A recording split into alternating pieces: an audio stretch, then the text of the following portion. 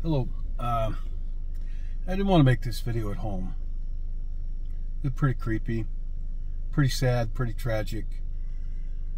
And it's a ghost story, and it's about somebody I knew, and it's kind of an ongoing thing, and kind of came to a head of sorts, hopefully, an end recently. I've got to be careful to protect the identity of this person. I knew this person, and it's not Jen. It's a man. I'll just say a man. I won't say their age. I kind of knew this person, big guy, kind of could be rough, mannerisms. This person was very depressed. Depression is a hidden killer. Silent. A lot of times you don't know.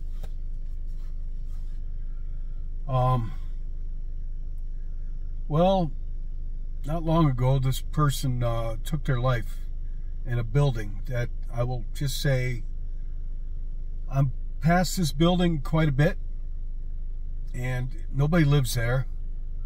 It's not a residential building. I don't want to say much at all about it, out of respect for the family, survivors. But I wanted your prayers on this for my protection and guidance, and prayers for this person. I'll call them John. That was not his name. God knows who it is. Prayers for their soul. Help and protection for me. Because a few of you have told me that I have a gift. I call it a condition. And some of you have said that I need to be using this to help other spirits pass, to move on, to move forward. Trapped spirits, land, whatever you want to call them. So I tried to do this very, very recently. And I don't like doing this because I'm afraid I'm going to get a spiritual attachment, and I don't like being haunted. Believe it or not, it's no fun at all. So I want prayers for protection on this. But I knew this person, and every time I go by this building, which is quite a lot, at nighttime, where this person killed himself, lights turn on, and that part of the building where he killed himself. And then they turn off, and then they turn on, and they turn off. And sometimes you could see what looks like a figure moving around in there, walking around. And the building is closed, there's nobody in it. It's dark out, nobody around. And a few other people I know, I pointed it out, and they said they also thought they saw somebody walking around. Well, very recently, this happened. The lights came on, and they went off at nighttime. And I decided to try to help this soul out. First thing I did was I said, John, if that's you, turn the lights on. The lights came on. And I'm saying this down low.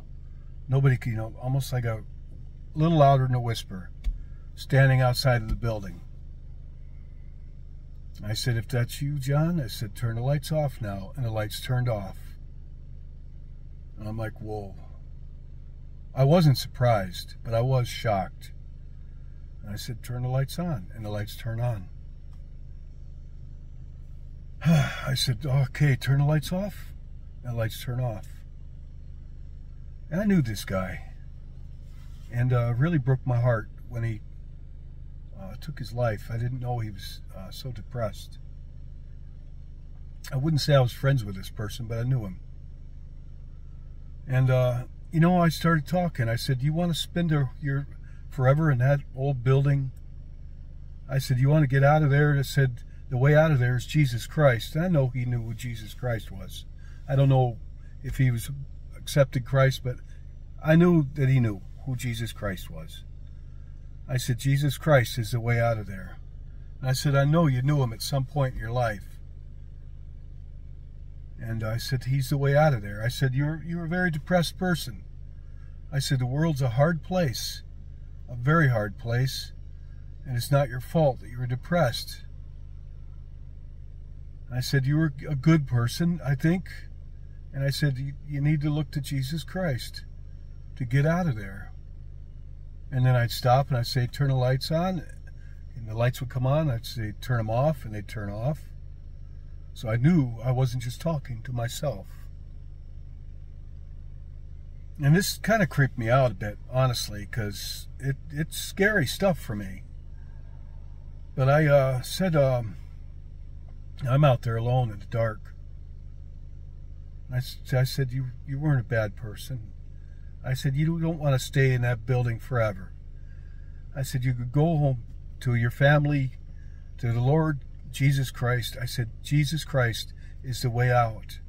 Just dwell on Jesus Christ and look for a light. Look for a light and go into it and leave. I said, you weren't a bad person. You were just depressed. And I actually said this, it's been about a good, I'd say 30 minutes in this kind of prayer and praying to God as well. Jesus, protect me and minister to this soul. And just a lot of prayers. And once again, I tried it again. I said, if it's you, John, I said, turn the lights on. Bink, lights turned on in that dark building. It was night, and there were no lights on in there at all, dark. It's not a building people live in or work in. And that's all I'll say. And I said, okay, turn the lights off. The lights turned off, and I'm like, man, I've never done this before. So that's what happened, and I'm asking prayers for protection, because I know some of you say that I have a spiritual gift and that I should use it to help trap spirits out. But I don't want to haunt. I live alone. I don't want to be haunted. So, but I did this, and I appreciate your all's prayers on this and your words of advice, if you have any. I just got out of work. It's nighttime. I work nights tonight, so I didn't want to talk about this in my house. I don't talk about things like this in my house. I got to live there alone. I don't even have a dog anymore. Trust me, I don't like doing this stuff, but who's going to do it? If I don't do it, who's going to do it? You know, who's going to pray for this forgotten soul? Pretty much, not forgotten, but I don't think anybody will be praying like this. But this is not something I'm really totally comfortable with either. So, that's it. Let me know what you think. And your prayers are definitely appreciated all the way around. Thank you. And good night.